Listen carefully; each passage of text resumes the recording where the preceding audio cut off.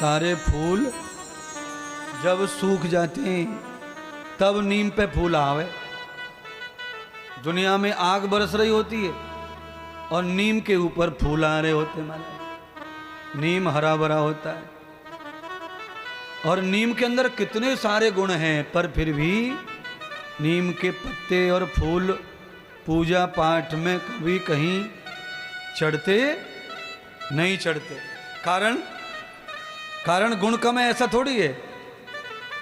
खुशबू पूजी जाती है। हाँ, गुलाब का फूल, मोगरा, रात रानी, जासवंती, ओए ओए ओए ओए ओए, औरतें चुटिया में लटका के घूम रही हैं मोगरा को। बोलिए, और कोई बीमार हो जाए तो मोगरा का फूल कोई नहीं लाता, फिर नीम के पत्ते लाते हैं। भाई लटका दो छोरा के मोती जला निकल आयो। बोलो, काम का नीम का पेड़ भी है पर कोई पूजा करता नहीं है। क्यों? गुणवान है पर कड़वा है। शास्त्र क्या कहता है? अगर कोई संसार में कोई इंसान, कोई साधु जितना ज्यादा गुणवान हो उतना ही उसे सरल मीठा भी होना, तब ही पूजा होगी महाराज। गुणवान है पर कड़वा है नीम, कड़वा।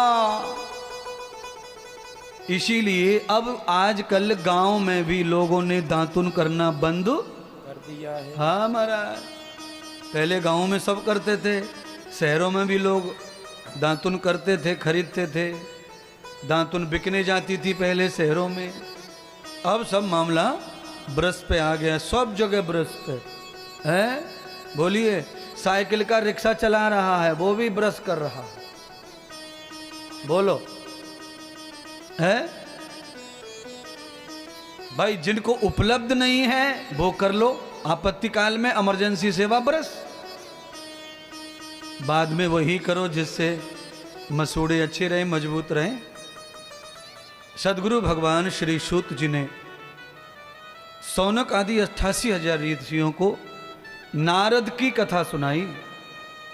कहा, सौनक जी, नारद जी का कल्याण भागवत से इसीलिए हुआ क्योंकि एक बार श्री नारद जी ब्रह्मलोक गए और वहां जाकर देखा कि उनके पिताश्री अस्वस्थ हैं, ब्रह्मा जी बीमार हो गए हैं। ब्रह्मा जी चिंतित हैं। पुत्र ने देखा कि ब्रह्मा जी क्यों चिंतित है, पूछा, प्रणाम किया, पूछा। तब ब्रह्मा जी ने कहा, अहम न जानस्त योगश्च विच। यहां पर प्रथम विभक्ति के वचन का प्रयोग किया गया है। ब्रह्मा जी ये कह रहे हैं कि मैं क्यों चिंतित हूं ये मैं खुद ही नहीं जानता हूं। मुझे समझ नहीं आ रहा कि मैं चिंतित क्यों हूं, पर हां इतना समझ में आ रहा है कि मैं चिंतित हूं, परेशान हूं, बीमार। पर मुझे ये नहीं समझ में आ रहा क्या चिंता है, क्या परेशानी है। जितने लोग चिंतित हैं, परेशान हैं, उन सबकी भी प्रॉब्लम ऐसी है। परेशानी, चिंतित होना, परेशानी होना ये तो समझ रहा है, पर चिंता क्या खाई जा रही है, परेशानी क्या है वो नहीं समझ में आ रहा है। परेशानी एक हो तो आदमी ध्यान करे, चिंता एक हो तो ध्यान करे। एक के बाद एक, एक के बाद एक काम बनते चले जाते हैं और नए नए कामों की चिंता बढ़ती चली जाती है। जब तक हम पढ़ते नहीं, पढ़ने की चिंता,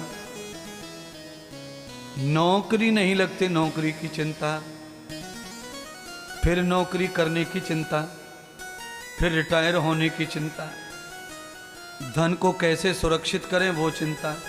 एक हो तो चिंता का निवारण हो, निवारण हो, पर अनेक चिंताएं हमारा। चिंताओं ने घर कर रखा है संसार में।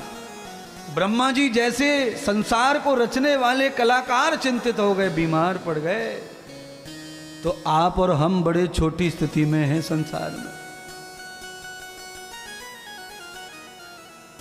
नारद जी महान पुत्र है ना, इसलिए श्री नारद जी ने ये संकल्प ले लिया कि पिताश्री को जब तक मैं पूरी तरह ठीक नहीं कर दूंगा, मैं आराम से नहीं बैठूंगा, किसी दूसरे का काम नहीं करूंगा, और मैं स्वयं आहार नहीं लूँगा, अपने पिताश्री को पहले आहार, व्यवहार, जल पान, नींद ये सब अच्छी आए तब मैं आहार करूं। ऐसे नारद जी की चरित्र लीला है। और आपसे भी अनुरोध कर रहा हूं कि हमको भी ऐसा ही पुत्र होना चाहिए। ऐसा पुत्र बनो, ऐसी पुत्री बनो।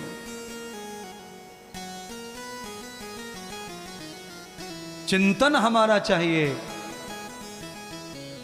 कि जब तक हमारे घर के बुजुर्ग खा के पी के अच्छी तरह सो नहीं जाते तब तक हमको भी चैन नहीं पड़ना चाहिए। घर में कभी कभी क्या होता है, नींद नहीं आ रही, बीमार हैं कोई घर में, बाकी लोग कहते हैं इनको तो रोज को है, इनके संग कौन मरेगो। ऐसा नहीं, हमारा कर्तव्य है। बच्चा सोता नहीं तब तक माँ जगती है बचपन में। बोलिए, बालक जब तक सोता नहीं तब तक माँ भी सोती नहीं। तो अब बच्चे को क्या करना है, माँ के लिए वही रिपीट करना है, जो सिखाया माँ ने वही उसे करना है।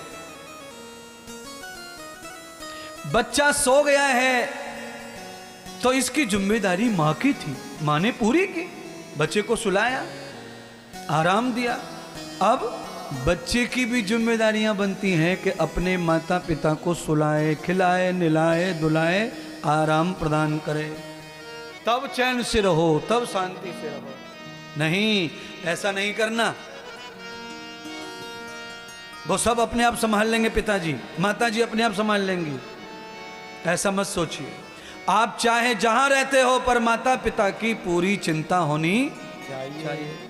मैं ये तो नहीं कहता कि आप नौकरी करने मत जाओ, और ना मैं ये कहता हूँ कि आप विदेश मत जाओ, आप कहीं दूर मत जाओ।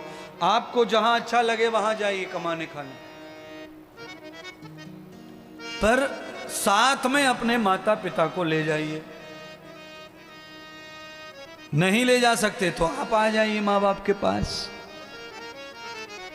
जब आप उस लायक नहीं थे तो माता आपको छोड़कर कहीं नहीं जाती थी। फोन आया मायके से, फोन पर ना बोल दिया, नहीं मम्मी मैं आ नहीं सकती क्योंकि बालक 6 महीने का है और इस समय उल्टियां दस्त हो रहे, मैं नहीं आऊंगी, मैं नहीं आऊंगी। देख लो, माता ने अपनी माता को इनकार कर दिया। घर में फंक्शन था, मायके में शादी थी भैया की, नहीं तो नहीं, बालक बीमार है। इतनी चिंता माँ बच्चे की करती है तो उससे आधी चिंता बच्चे को माँ की, पिता की करनी कम से कम चाहिए। अरे कम से कम इतना करो कि हमें इतना सुख मिल जाए, हमें कोई सुलावे, हमें कोई खिलावे, हमें कोई हंसावे, हमें कोई नचावे, ऐसा बालक पैदा हो जावे। और बालकों का हाल कैसा है, अपनी मस्ती में मस्त है, अपनी मस्ती में, बस उनके शौक पूरे होने चाहिए, बाकी जाओ कहीं भी। ऐसा मत करो, क्योंकि हम भी उस स्थिति में जाएंगे, हम भी उस स्थिति में जाएंगे। और जब स्थिति हमारी उसी तरह की होगी तो बड़ी मुश्किल हो जाएगी संसार साधने की। परमार्थ के हेत ही और मानव धरे शरीर, वृद्धों की परम सेवा, ये हमारा कर्तव्य है महाराज। देखिए, अभी टीवी पर इस भैया ने जरा एक वीडियो डाला है बुजुर्ग लोगों का, जो मुझे दिखाई दिया। अब देखो, आप बैसाखी, कटिया, लठिया, इन सबके घर वाले हैं, बेटे हैं इनके पास, भाई हैं इनके पास, सब कुछ इनके पास मौजूद है इन बुजुर्गों के पास। पर लंगड़े हो गए तो किस काम का चाचा, पैर दोनों खराब हो गए तो दादी किस काम की। ये बुरा हाल है हमारी सोच का। एक मां को संभालने के लिए इतनी तन तन हो रही है महाराज।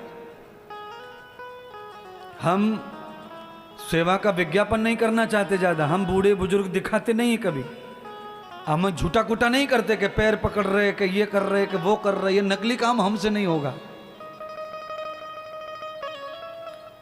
विकास जी ने कल कहा था कि कर्म होना चाहिए,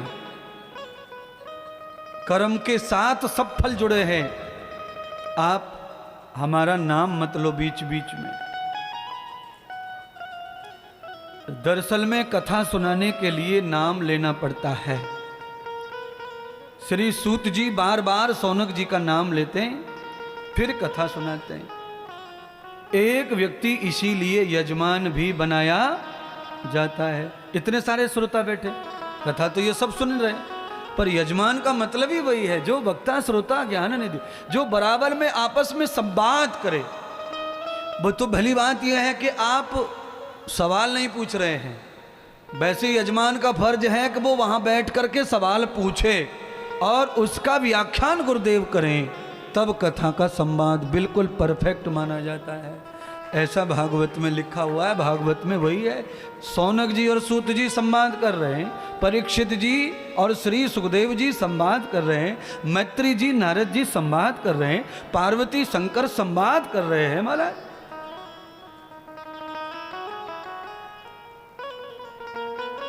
और ऐसे ही विद्वान से कथा करवाओ जो तुम्हारे प्रश्न का उत्तर दे सके।